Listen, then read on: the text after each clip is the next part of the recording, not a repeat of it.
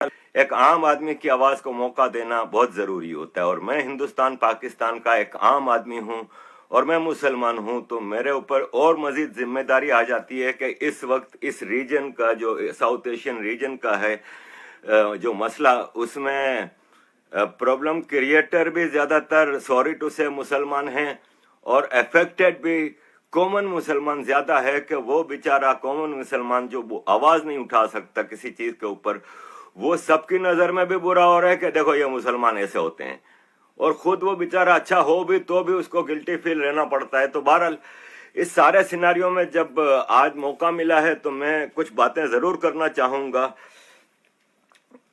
To start with, जब हम छोटे छोटे थे, और मैं अपनी कई वीडियोस में बता चुका हूं कि किस किस्म का डिस्क्रिमिनेशन हम पे वो किया जाता था, जैसे कि हमें हिंदुस्तानी कहा जाता था। हालांकि मैं कराची में पैदा हुआ, जब मैं पढ़ने के लिए आगे बढ़ा तो हमें हिंदुस्तानी कहते रहे, हमें कहते रहे कि तुम तो हिंदुस्तानी हो।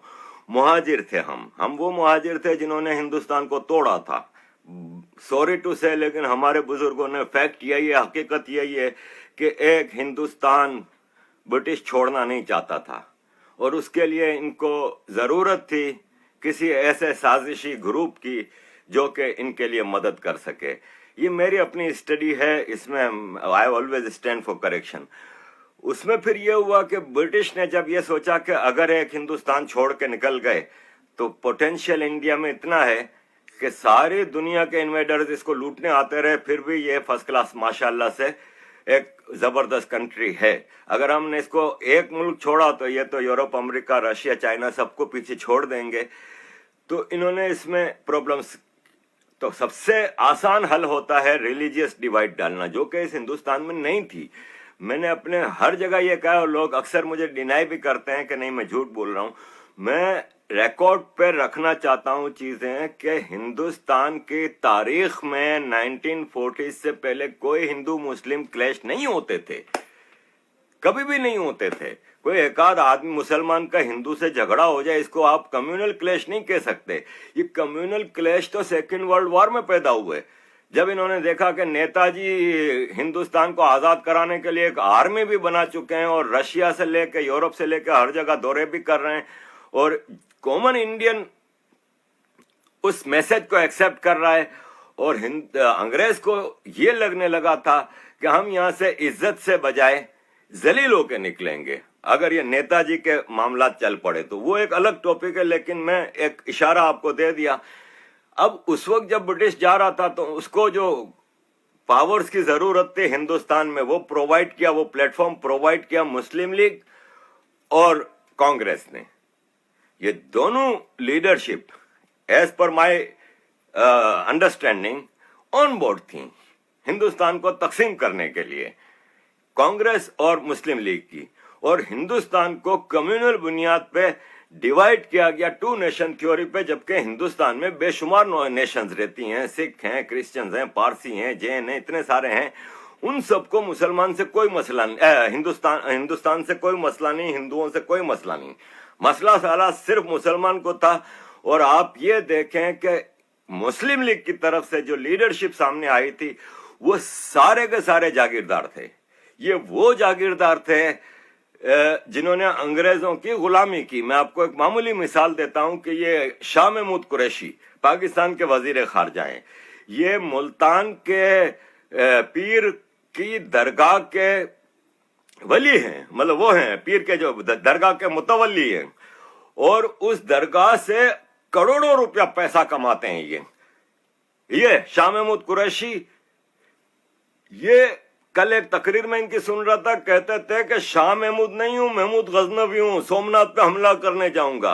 हालांकि ये इलेक्शन से पहले किए जब वो फॉरेन मिनिस्टर नहीं थे, लेकिन बहरहाल ये बातें कौन कर रहा है आज? हमें सर्टिफिकेट गद्दारियों के और वतन परस्ती के शाह महमूद कुरैशी जैसे जागीरदार दे रहे हैं।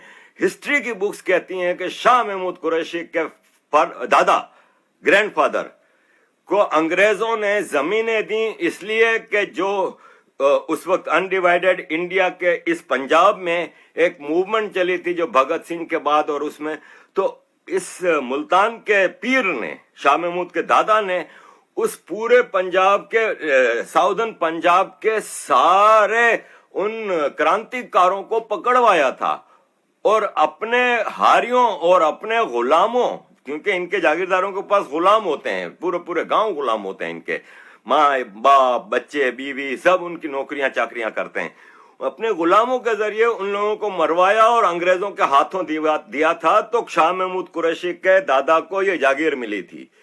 ये अंग्रेजों के कुत्ते नहलाने वाले लोग, ये अंग्रेजों के बूट चाटने वाले लोग पाकिस्तान। और दूसरा फैक्टर था Muslim Punjabi army of British India. Muslim Punjabi army total अंग्रेज की वफादार थी।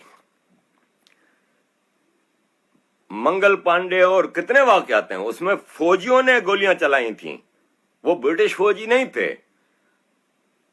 मुस्लिम पंजाबी फौज, मुस्लिम जागीरदार, इन्होंने कहा कि अगर हिंदुस्तान एक कंट्री आजाद हो गया तो हमारा क्या होगा, हमारी चौधराहट तो खत्म हो जाएगी। इन्होंने एक नया देश बनाया पाकिस्तान।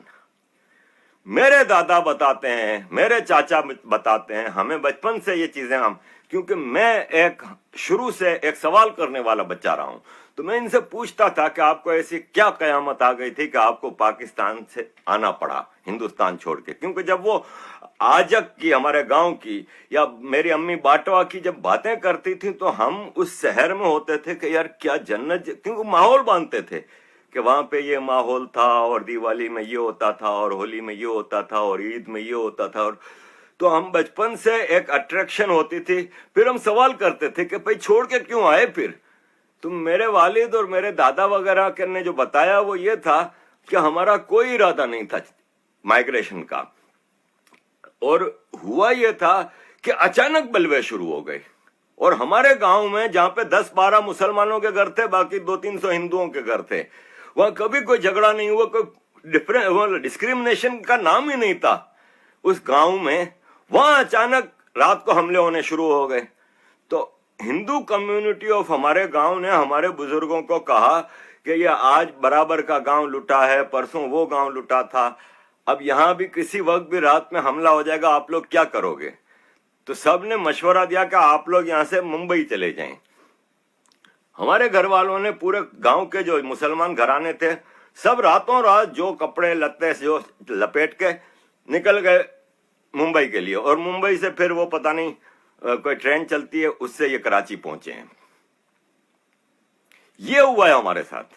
ये साजिश के तहत बलवे कराए गए थे, और बलवे कराने वाले अंग्रेज नहीं थे, बलवे कराने वाले यही मुसलमान जागीरदारों के एजेंट थे। और आप मजे की बात देखें कि पाकिस्तान उस सरजमीन पर बन रहा है जहां पे पाकिस्तान मूवमेंट चली ही नहीं, ना सिंध में चली है, ना बलोचिस्तान में चली है, ना केपीके में चली है। और जिन्होंने मूवमेंट चलाई, अंग्रेजों के जो एजेंट थे मुसलमान, वो वहीं रह गए।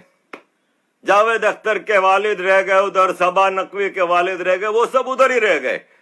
अबे जब पाकिस्तान बनाया था मुसलमानों के लिए तुम लोगों ने, सारी मूवमेंट यूपी सीपी बिहार उधर ही चली है, तो फिर गए क्यों नहीं।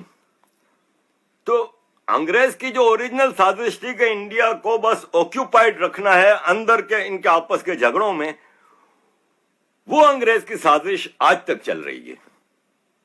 उसको इंप्लीमेंट कौन करा रहा है ये अब हमें आपको देखना है। पाकिस्तान के बारे में तो मैं आपको क्लियर बता रहा हूं ना कि पाकिस्तान की आर्मी है और पाकिस्तान के जागीरदार हैं। साजिश की इंतहा देखें कि जिस हिंदुस्तान से पैदा हुए, जिस हिंदुस्तान का नस्लें खाती रहीं, उस हिंदुस्तान से हमें नफरत सिखाते गए। बचपन से हमें हिंदुओं से नफरत सिखाते गए। आज अगर एक शाहिद आफरीदी खड़ा हो के हिंदू बनिए और ये वो कह देता है, तो ये शाहिद आफरीदी की नहीं है, ये हमारी एजुकेशन है। हमारी रग रग में, नस नस में हिंदू और इंडिया की नफरत डाली गई है। और ये जो हिंदुस्तान के मुसलमान भी हैं, बदकिस्मती से ये जब कहते हैं ना कि हिंदुस्तान हमारा देश है, हम हिंदुस्तान से प्यार करते हैं, तो ये झूठ बोल रहे होते हैं। इनको क्लियरली कहना चाहिए कि हम मुसलमान हिंदुस्तान से प्यार करते हैं। ये वो लोग हैं जिन्होंने खिलाफत मूवमेंट को सपोर्ट किया था, मोहम्मद अली जौहर और शौकत अली की खिलाफत मूवमेंट को सपोर्ट किया था। क्या थी खिलाफत मूवमेंट?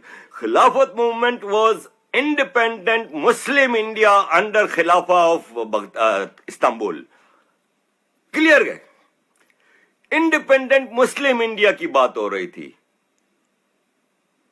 मुसलमान के जहन में यह डाला गया है कि Hindus are born to serve you, ये शुरू से हमारे उसमें डाला जाता है कि ये इक्वल है नहीं।